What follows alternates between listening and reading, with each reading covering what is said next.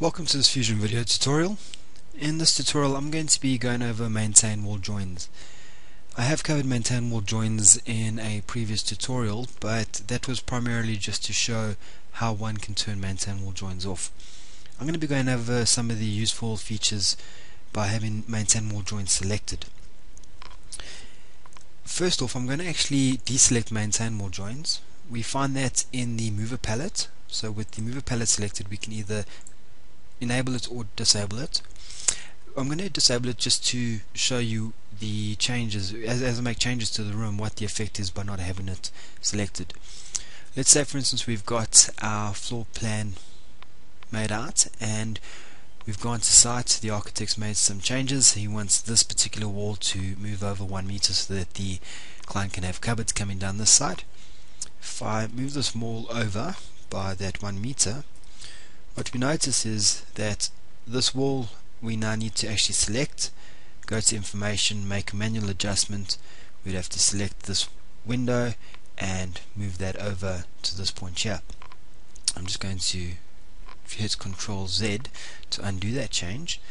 Another scenario where not having the maintain wall join selected is going to be problematic is if we add in a wall in from this section down to that section there. We can see that this wall isn't straight, it's coming off at a slight angle.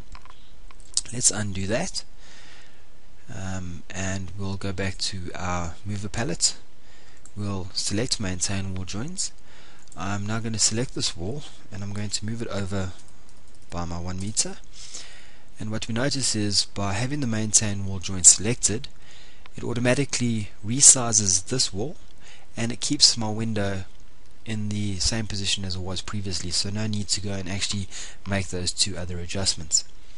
Let's add in this wall as well. We'll just click as close to our corner as possible, make sure it snaps to the point, and we'll select there.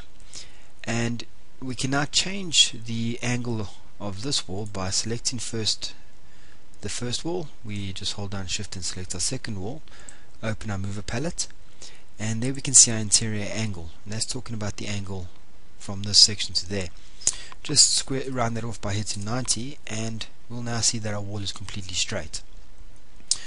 Another application for the maintain wall joins, maybe this wall comes off at a 45-degree angle, or in this case would actually be 135.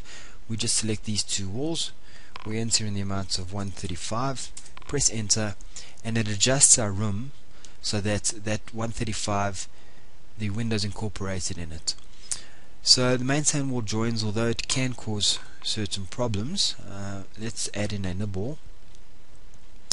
We'll just take our single add item tool, we'll draw in a nibble from that point, just type in the 600, use our keyboard shortcuts to move it to the left hand side of our design, and maybe the nibble comes in 2 meters by holding down Control right arrow, type in our 2 meters. We'll see what actually happens is it joins our nibble onto the end there, totally messing up our design. Let's just undo that operation, go to our mover palette, turn off the maintain wall joins, we'll go to the right arrow, type in 2 meters, and there we get our desired result. So even though the maintain wall joins can help in certain areas of the design, there are some times where it will create problems in the design, like maybe just moving the room around manually. It just takes off the whole room design and skews it up a bit. But hopefully this video will show you some useful ways to use the feature, and just matter of playing around with it and seeing what's possible using maintain wall joins.